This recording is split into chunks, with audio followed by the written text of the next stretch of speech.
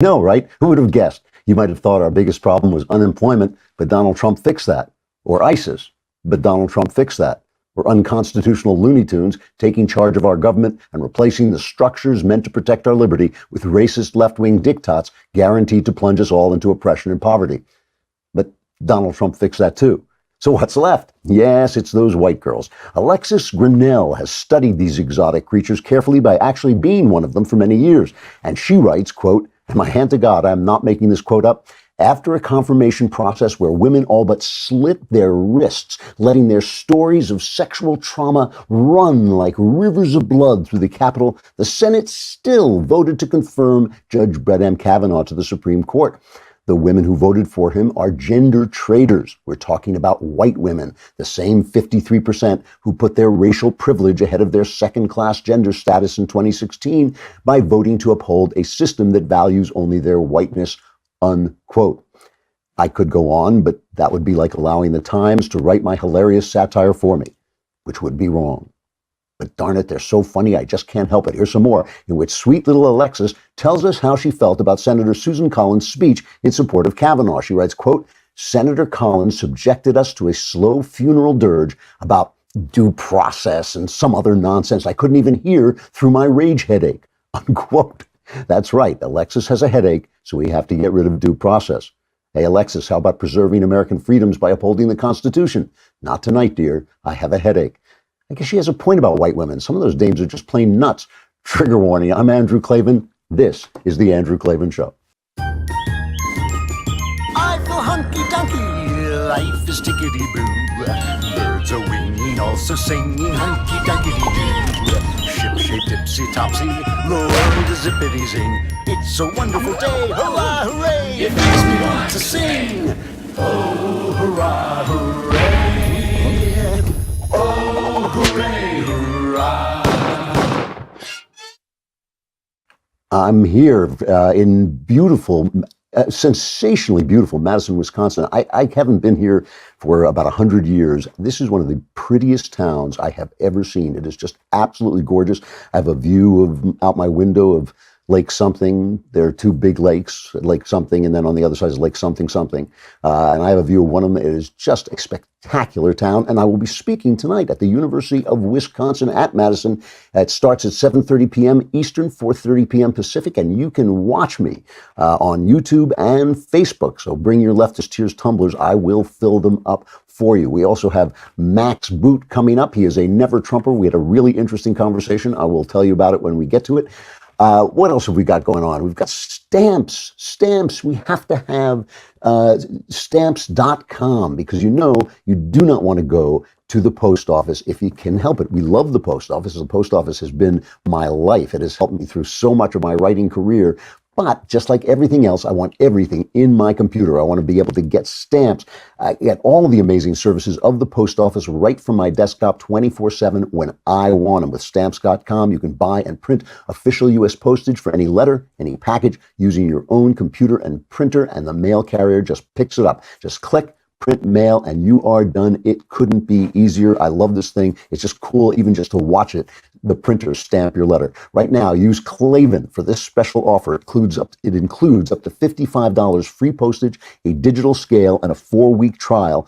Don't wait. Go to stamps.com before you do anything else. Click on the radio microphone at the top of the homepage and type in Klavan. That's stamps.com. Enter Klavan. You can write to me and ask, how do you spell Klavan? It's Klavan.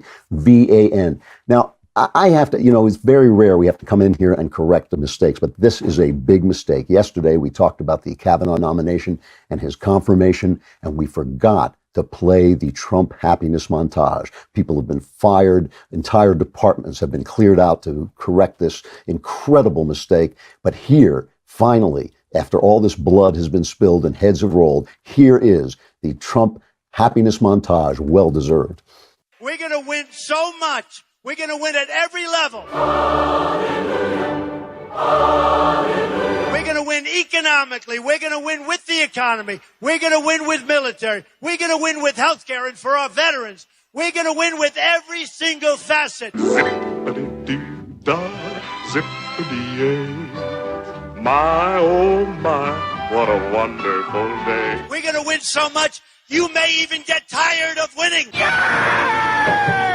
You say, please, please, it's too much winning. We can't take it anymore. I feel pretty, oh so pretty.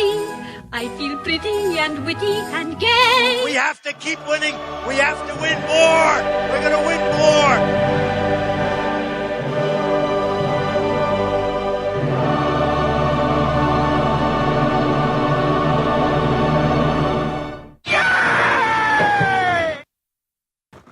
Boy, oh boy, was that ever deserved. I mean, what a week, a couple of weeks Trump has had with the economy booming and, of course, Kavanaugh getting confirmed and the renegotiated NAFTA deal. He has been just incredibly on a roll. Did have some bad news this morning. Nikki Haley has resigned from the United Nations. Apparently, she has been planning to do this. They say that some of his aides were taken aback, but maybe John Bolton was taken aback, but I don't know. Trump obviously knew about it. And it's said that she has been planning this for a long time. She was going to serve for 2 years, maybe take a break, maybe come back. She is a genuine loss. She has been courageous, graceful, smart, on point. It's going to be really tough to replace her. And I won't be able to do my cheap S&M jokes about watching a beautiful woman slap around the Russians as my form of SM porn. I always felt kind of bad about those jokes. You know, I was making cheap sex jokes about a beautiful, accomplished woman like Nikki Haley, but that never stopped me. Maybe it's because I'm like a sleazy guy. I'm not sure. Yeah, that's it. So who knows? She was talking. Well, let's listen to what she said in her resignation. It has been an honor of a lifetime. I said I am such a lucky girl to have been able to lead the state that raised me and to serve a country I love so very much has really been a blessing, and I want to thank you for that. But I'm most excited. Look at the 2 years. Look at what has happened in 2 years with the United States on foreign policy. Now the United States is respected. Countries may not like what we do, but they respect what we do. They know that if we say we're going to do something, we follow it through, and the president proved that, whether it was with the chemical weapons in Syria, whether it's with NATO, saying that other countries have to pay their share. I mean, whether it's the trade deals, which have been amazing, they get that the president means business, and they follow through with that. That's why she's been so amazing. She has been able to have this kind of grace, this kind of force and the kind of power, but also get along with President the Donald, which is not always easy for people. She was touting Jared Kushner, saying what a genius he is behind the scenes. He may get the appointment, maybe Bolton. Bolton would be fun, just watching the confirmation hearings, since if you remember, during the George W. Bush administration, they wouldn't confirm him because they thought he was just too mean to deal with those nice people at the UN. But that would go beyond watching John Bolton at the UN would be beyond S&M porn. That would be more like watching Roadhouse every day. But that would be terrific. Anyway, it is a real loss, and I hope she finds a place. She hasn't talked about what she was going to go on. The people were speculating, would she run against Trump? But she says she won't do that. Of course, she's not going to do that. They were talking. What were they talking about? A Pence Haley ticket, but that's not going to happen. Trump says he's going to run again. So it is. We're just going to have to wait and see. It's just a loss. On the other side, however, one of the big tactics of the left, of course, is forcing people to apologize for things that you don't have to apologize for. So you come out, you speak a fact, and you say, why should we trust all women? Women lie just as much as men. That's a fact, right? And then the left goes nuts and they start screaming at you and they bully you and they hit you on Twitter and they hit you on Facebook, and your boss comes to you and says, you're hurting our business. We may have to let you go. So finally, you be beaten and bloody. You go on and you apologize for something that you said that was absolutely true.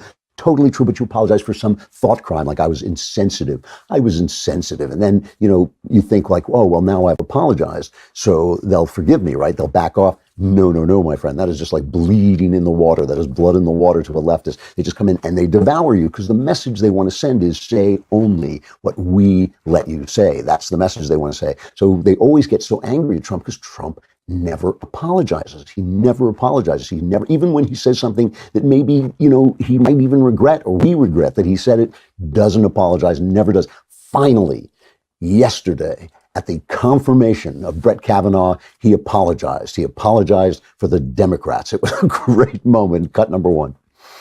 I would like to begin tonight's proceeding differently than perhaps any other event of such magnitude.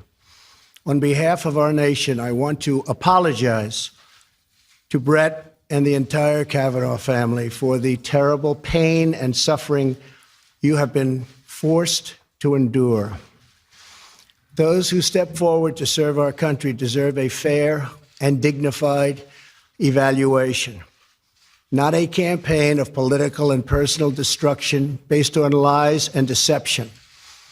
What happened to the Kavanaugh family violates every notion of fairness, decency, and due process.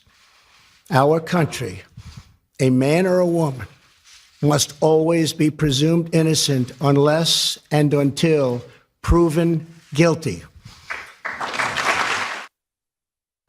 It was absolutely right to say. It was absolutely deserved. The apology was right to say. Of course, the left went nuts. And I'll get to that in just a minute. But first, let me tell you about a new podcast from Wondery. Wondery, great podcast, really helped us with the first season of Another Kingdom. But this one is a really interesting podcast about all the legal cases that nobody pays attention to. There are hundreds of thousands of legal cases and litigation every day in the U.S. court system, and most of them don't reach the media's attention. And these are not those cases. These are the cases that have riveted the nation and made a real-world impact on society. In the podcast from Wondery, Legal Wars, host Hill Harper gives you behind-the-scenes access to some of the most famous cases to have ever graced America's courtrooms. You'll hear about the influential cases that provoked worldwide attention: Rodney King trial, Anna Nicole Smith's battle for an inheritance, and the takedown of gossip site Gawker. Go listen to Legal Wars on Apple Podcasts. The first episode is about the Hulk Hogan versus Gawker media case in which Hogan walked out of the courtroom with a multi-million-dollar settlement.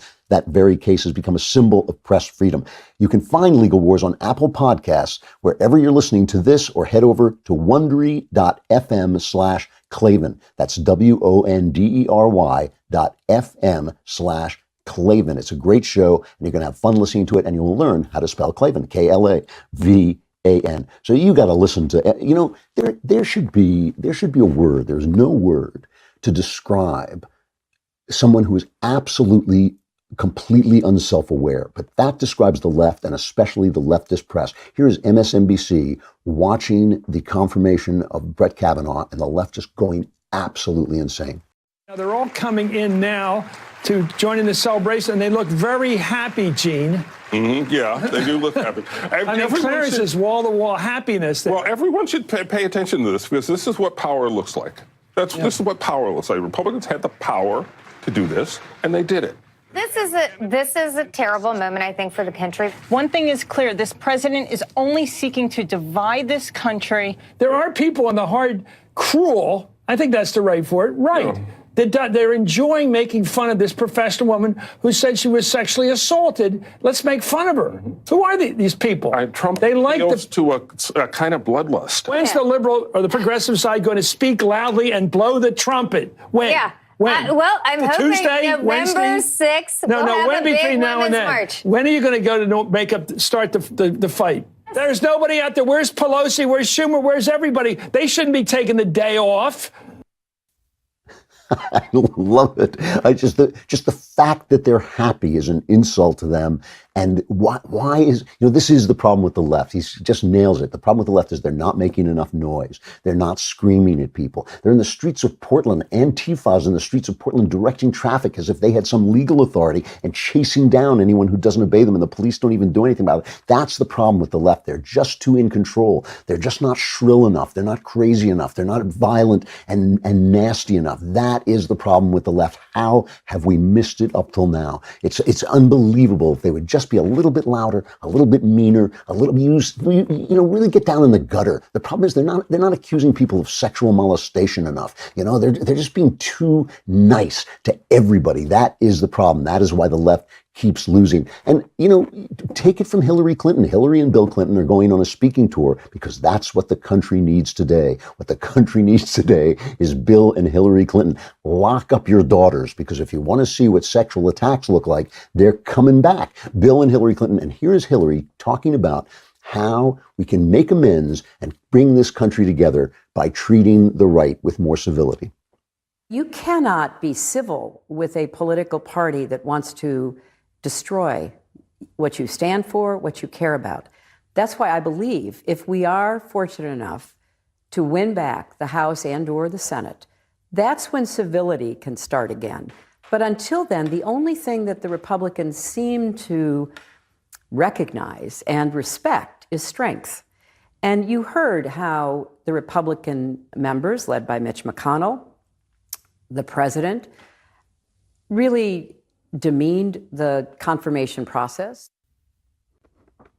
Until we win, we can't be civil. Until we win, we have to keep on with the screaming and the yell. You know, the light bulb never goes on. Maybe this is why they're not winning. Maybe this is why the country works better when they're out of power. Maybe this is why they should start to, respect the democratic process. I mean, you got people now, Alexandria Google-Cortez, you've got her talking about how we should get rid of the Electoral College because it's a relic of slavery days. The Electoral College had nothing to do with slavery, but what they don't want, and they say this openly now, because when they lose, the problem is the country. When they lose, the problem is we have to get rid of the Senate. The Senate's not fair because there are just as much representation from North Dakota, as there is from New York. How can that possibly be fair? Of course, that is the whole point of the Electoral College and the Senate, is that the states get full representation. If you have in the Congress, obviously it's different, but in the Senate you have full representation for each state, and they don't like that. Why? Because they lost. If they didn't lose, then it would all be fine. So we have to get rid of the entire American system. There should be a word for completely clueless. S.E. Cupp was talking to Brian Stelter, and she talks about all the ways that the press was biased during the Kavanaugh fight. And listen to Stelter's response. About that, because just to name a few examples, the Washington Post published an op-ed written by, quote, Kavanaugh's ex-drinking buddies who believe he shouldn't have been confirmed. New York Times published a story about that includes Kavanaugh being involved in a bar fight 33 years ago during which he threw ice on someone.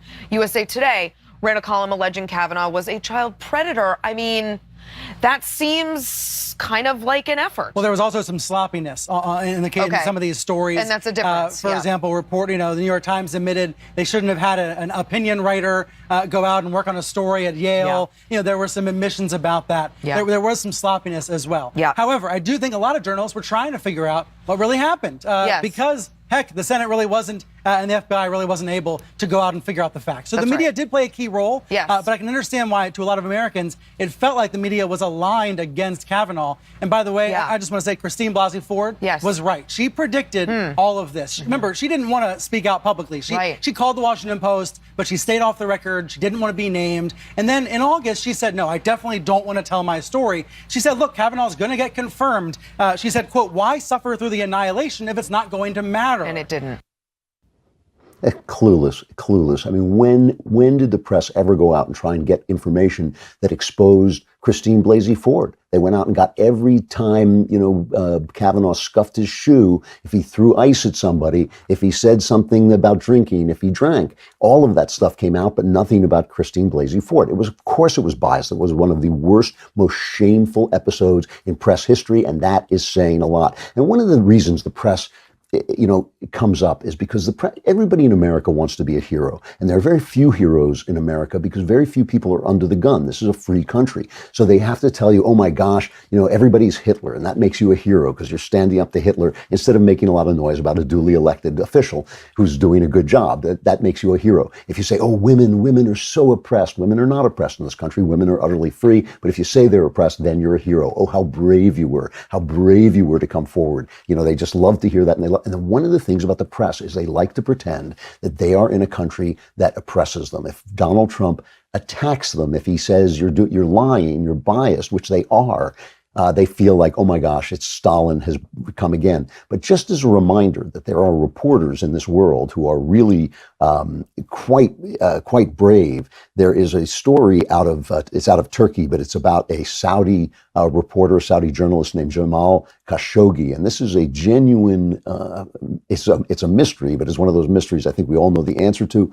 He has been a real critic of the new Crown Prince Mohammed bin Salman, who is essentially now the leader of the country. And Salman came in, and he was supposed to be a big deal because he was going to let women drive. He was going to have all these social reforms, but his social reforms have come along with a political crackdown, and he's been putting people away. And Khashoggi has been he's been in America, I believe, criticizing him from afar. And the Saudis have really gone out of their way to show you that they can reach out from Saudi Arabia and they can get you. There was a woman who was driving in the UAE, the United Arab Emirates, when she was pulled over by security officers, thrown on a plane, sent back to Saudi Arabia and jailed. In Canada, a Saudi student refused to stop making YouTube videos criticizing the kingdom's rulers, and 2 of his brothers back home were in prison. They want you to know they can reach you. So this guy, Khashoggi, is in Turkey. He was getting some papers to let him marry a woman, a Turkish woman. He was in Istanbul, and he went into the Saudi consulate there and left his girlfriend outside, his fiance outside, saying, if I don't come out in a couple hours, you should call the police. And basically, he never came out. He never came out of the consulate. The Turks, who are no amateurs at suppressing the press and suppressing dissent themselves, are accusing the Saudis of killing him, of cutting him into pieces and shipping his body out of the consulate. They say people flew into the country, hitmen flew into the country and killed him, which of course, to kill somebody on a prominent dissenter on somebody else's soil is bad news. That's the kind of thing Putin does. Trump is talking about it. Trump doesn't like it. Here's Trump commenting on it. I am concerned about it. I don't like hearing about it. And hopefully that will sort itself out. Right now, nobody knows anything about it, but there's some pretty bad stories going around. I do not like it. Thank you.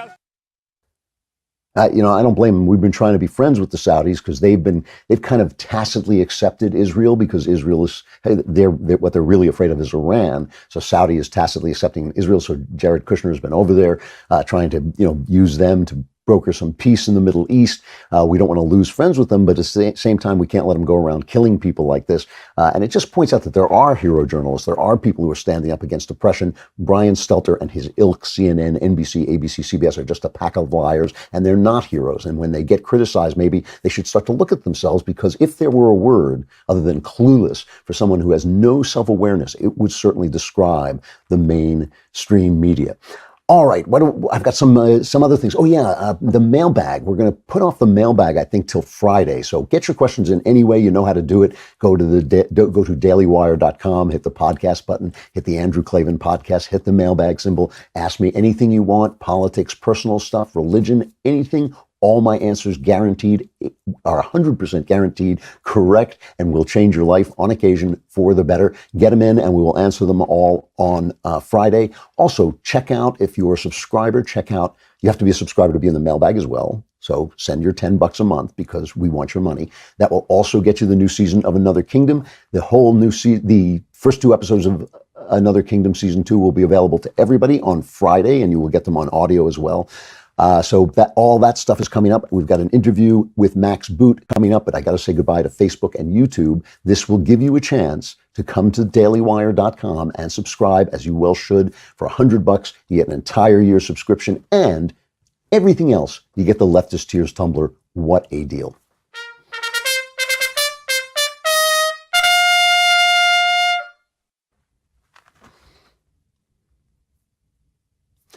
So Max Boot is a huge never Trumper, and a lot of you are going to write into me and say, why didn't you say this? Why didn't you say that? Why did you just let him say these things?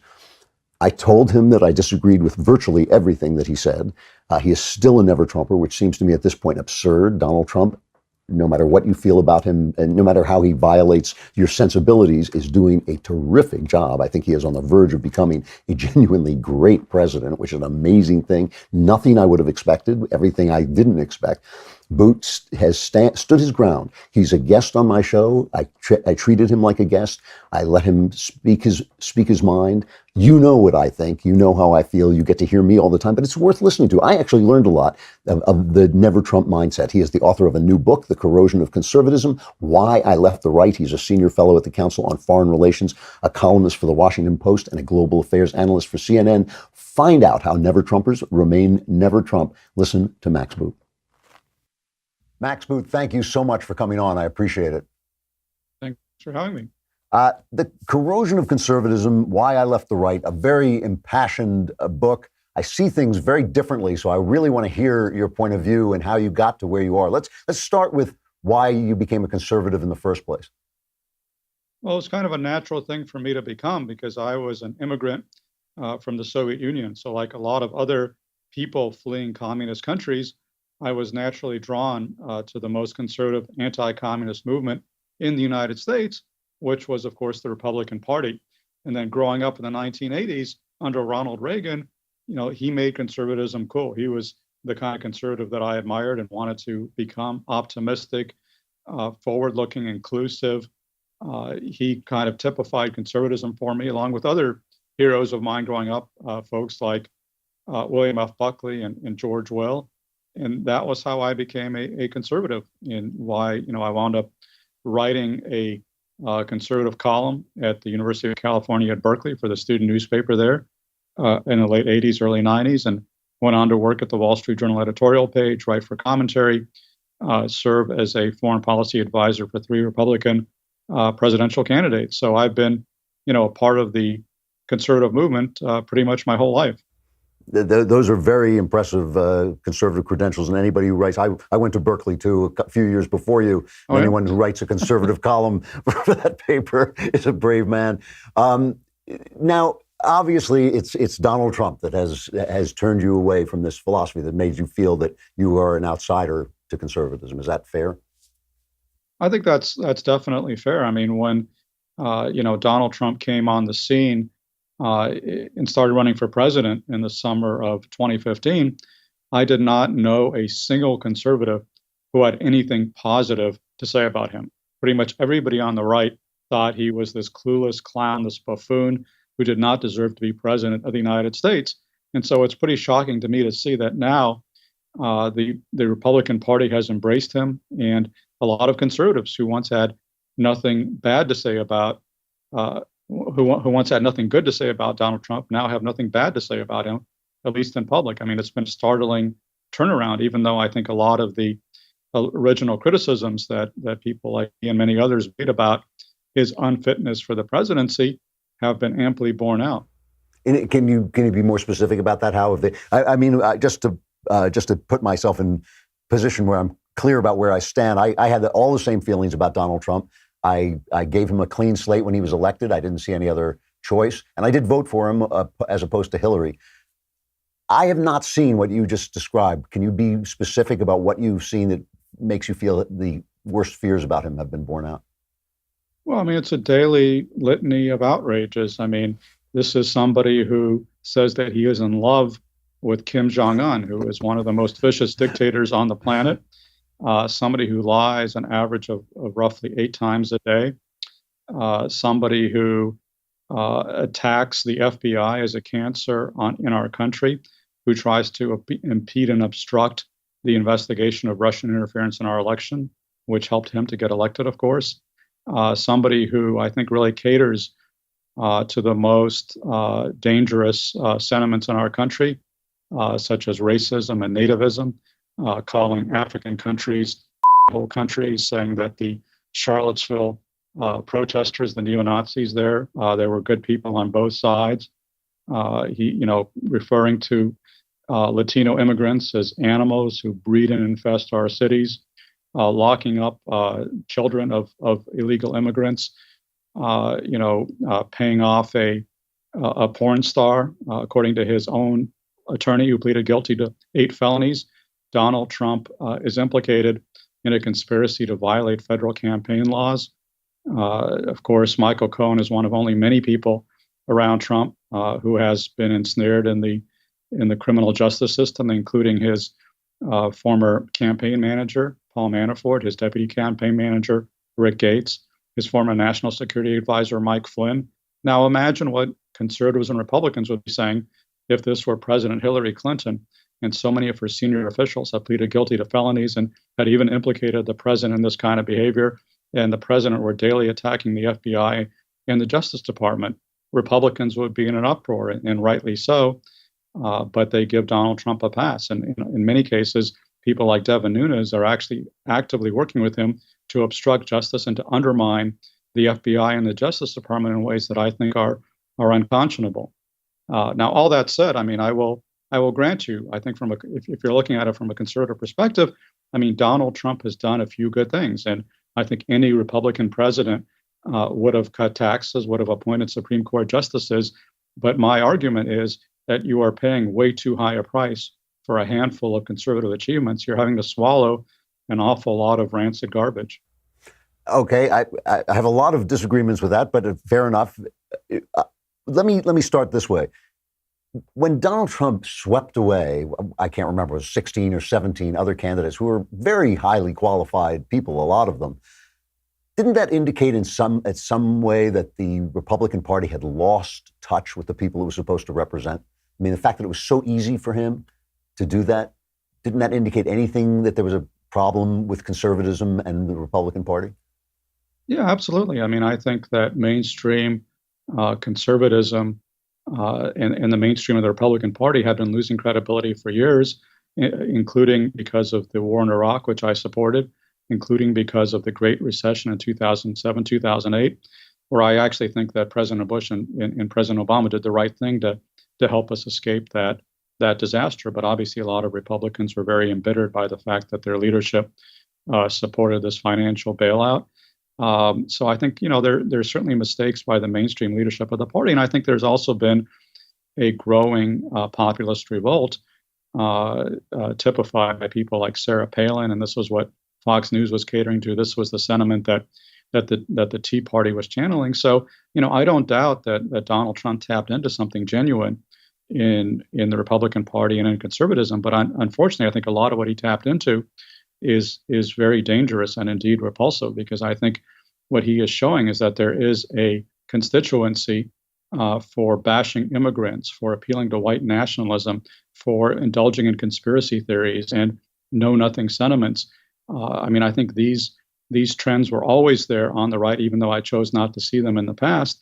But what in the past, I would say they were not the dominant trend in the Republican Party or the conservative movement. They were present, but they were not dominant. And under Trump, I think those dark tendencies are in fact dominant. One of the reason I voted for Donald Trump is it's a two-party system. There only were two viable candidates. The other one has a history of criminality, a history of obstructing justice. The party itself has become radicalized to the point of embracing socialism, something you should know something about. And it seems that when you have a choice between two parties, one of them is going to get in. When you say in your book that you think the Republican Party really needs to lose for a long time, aren't you saying that this socialist party that is willing to do, for instance, what it's doing to Brett Kavanaugh should now be in control? Well, I admit that the alternatives before us are unpalatable, because what I see is that the Republican Party is marching far to the right into white nationalism and populism, and the Democratic Party is marching far to the left. And it's leaving people like me stranded in the middle, essentially homeless politically, because there is no party that represents my view, which is kind of moderate centrist conservatism. But let me, and I can understand where you're coming from, but I made a different choice in 2016 for the very first time in my life, literally the first time in my life, I voted for a Democrat in Hillary Clinton, because even though I didn't agree with her 100%, I thought she was qualified for the presidency. I thought she was knowledgeable, and I thought she was actually a pretty centrist, mainstream Democrat. So much so, by the way, that the Bernie Sanders left didn't like her because she wasn't, extreme enough for them. And you said that she has a proven history of criminality. I mean, I disagree with that. I mean, there's no question that the Clintons cut a lot of ethical corners, and that caused me a lot of problems. And I was certainly very hard on Bill Clinton during his impeachment proceedings. But if you look at criminality, I don't see how you can vote for Donald Trump, because again, this is a president who has literally been implicated in the commission of 2 federal crimes by his very own attorney, and whose staff was riddled with people who are now convicted felons, and who himself has cut ethical corners his entire life and shows no sign of having any moral compass. So I admit that the choices between us were not great, and that's why a lot of my conservative friends voted for third-party candidates. But you're right. I think ultimately you got to choose one or the other, and I chose Hillary Clinton, and I don't regret doing so, because in many ways Donald Trump has been just as bad as I feared that he would be.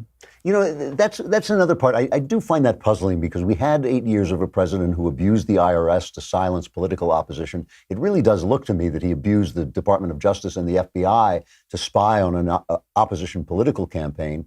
He certainly used the State Department to lie about his failings in Benghazi.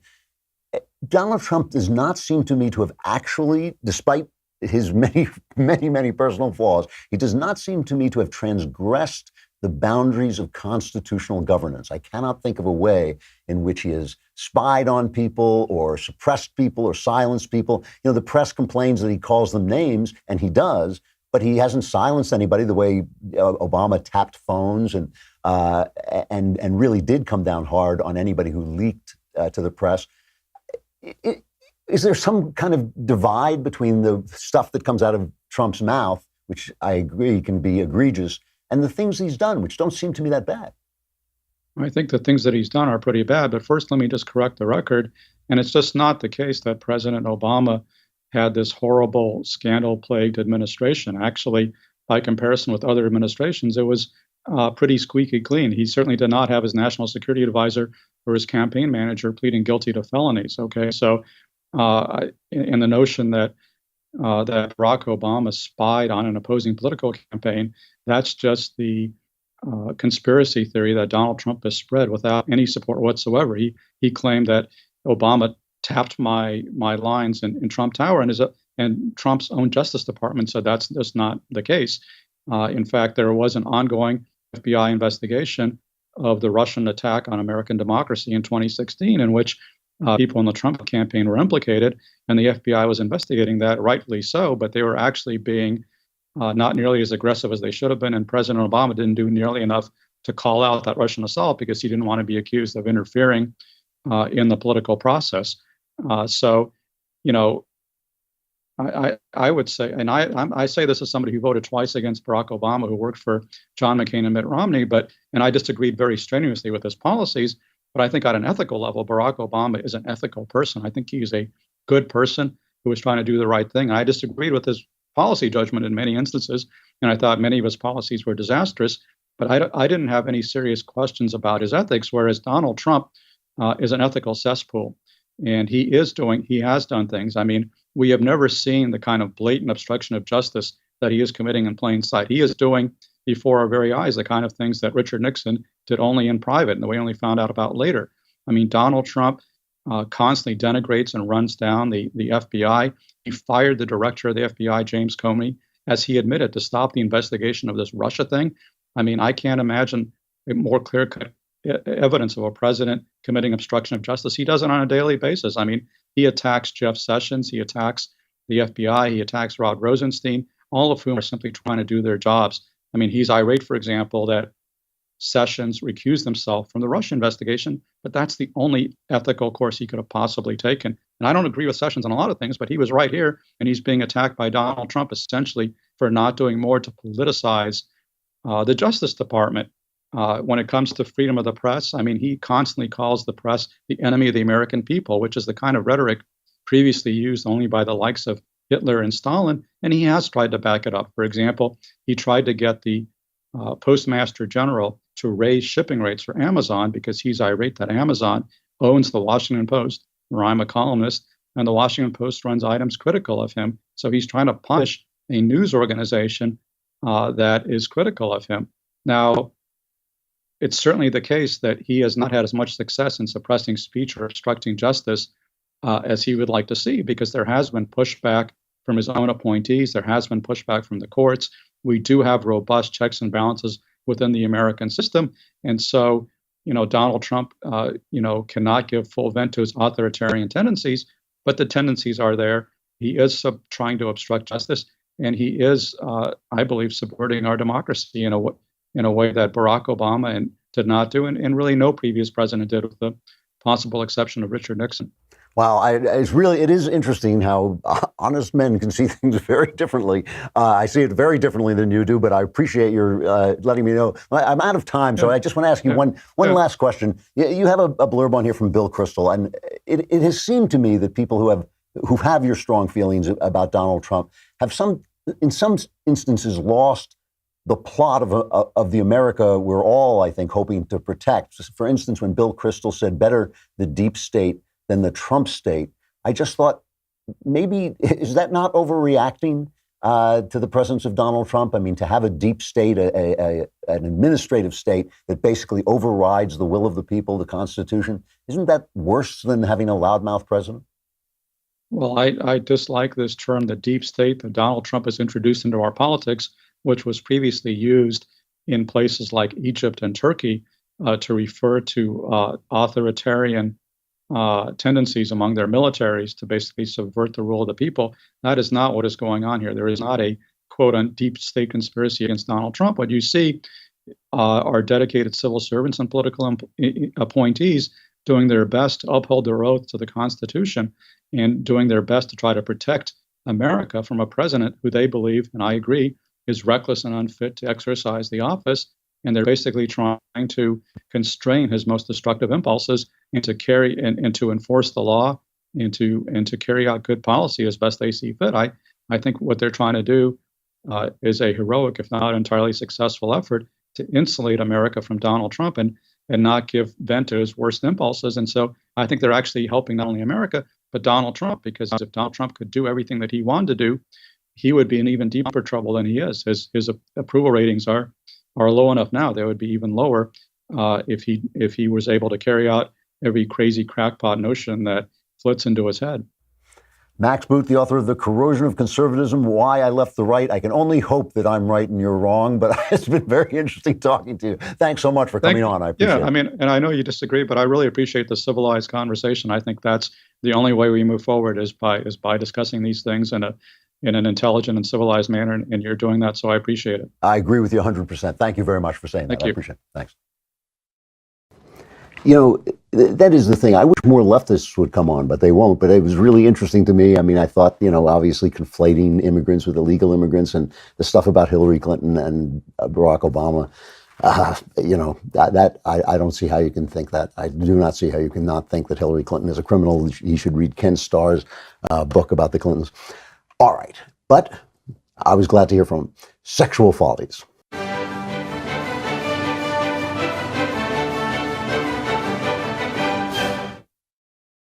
So during this whole thing with the Kavanaugh hearing, as they were, leveling these charge after charge, trying to bolster these charges, the woman who works with Ronan Farrow at the New Yorker basically said they were printing these things without really checking them because they wanted to bolster the charges of Christine Blasey Ford. But actually, I think that backfired. But Trump said this about young men at this point. Well, I say that it's a very scary time for young men in America when you can be guilty of something that you may not be guilty of. This is a very difficult time. What's happening here has much more to do than even the appointment of a Supreme Court justice. It really does. You could be somebody that was perfect your entire life, and somebody could accuse you of something. Doesn't necessarily have to be a woman, as everybody says, but somebody could accuse you of something, and you're automatically guilty. But in this realm, you are truly guilty until proven innocent. That's one of the very bad things that's taking place right now. So this woman, and I'm sorry, I could not find her name, but she put out this satirical song about this, about how, oh yes, men have it so tough and it's such a scary time for men. Here's the song. I can't walk to my car late at night while on the phone. I can't open up my windows when I'm home alone. I can't go to the bar without a chaperone. I can't wear a mini skirt if it's the only one I own. I can't use public transportation after 7 p.m. I can't be brutally honest when you slide into my DMs. I can't go to the club just to dance with my friends. And I can't ever leave my drink unattended. But it sure is scary time for boys. Yeah, gentlemen, band together, make some noise. It's really tough when your reputation's on the line, and any woman you've assaulted could turn up anytime. Yeah, it sure is scary time for guys. Can't speak to any woman or look her in the eyes. It's so confusing. Is it rape or is it just being nice? So inconvenient that you even have to think twice. Now, a lot of people on the right attack this song saying, oh, you live in a free country, you can do any one of these things. But I don't think that's quite fair. She's talking about the fact that women have to be more careful than men in a lot of situations, that just the ordinary life of a woman is a life lived on guard to some degree. And, I have total sympathy with that. What the problem with it is not that. It's that she is blaming, and the left is blaming, men. How would it be if, knowing that I walk through a black neighborhood, a bad black neighborhood, I know I'm more likely to get mugged, and I get mugged in that neighborhood, and then I say, well, this shows you something about black people. No, it shows you something about that neighborhood and about the culture of that neighborhood and about the culture of poverty or whatever is going on in that neighborhood. And maybe it shows you something about black culture. You could even say that. But does it show you something about black people? No, that's the kind of generality that the left, that identity politics, is peddling to everybody. So she's talking about men, but if she's not talking about the majority of men who would run to her defense, she's talking about the bad guys, basically. The reason she can't live in an apartment on the ground floor is because of bad guys. It's not because of me, it's not because of you, it's because of somebody who might come in. And that is what they're selling. That is the whole thing they're selling. They're selling bigotry, they're selling racism, they're selling sexism, while slinging those slurs at us. Everybody's got problems, and girls have problems that are for girls, and boys have problems that are for boys. I think boys suffer from crime a lot more than girls do, actually.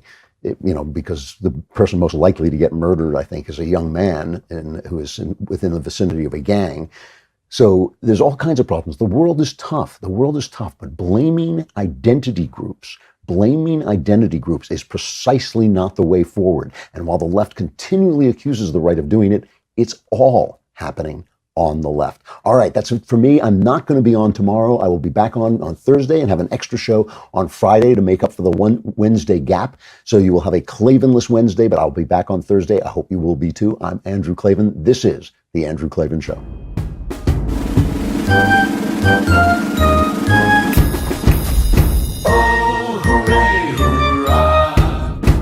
The Andrew Klavan Show is produced by Robert Sterling. Executive producer, Jeremy Boring. Senior producer, Jonathan Hay. Our supervising producer is Mathis Glover. And our technical producer is Austin Stevens. Audio is mixed by Mike Cormina. Hair and makeup is by Jesua Alvera. The Andrew Klavan Show is a Daily Wire Forward Publishing production. Copyright Forward Publishing.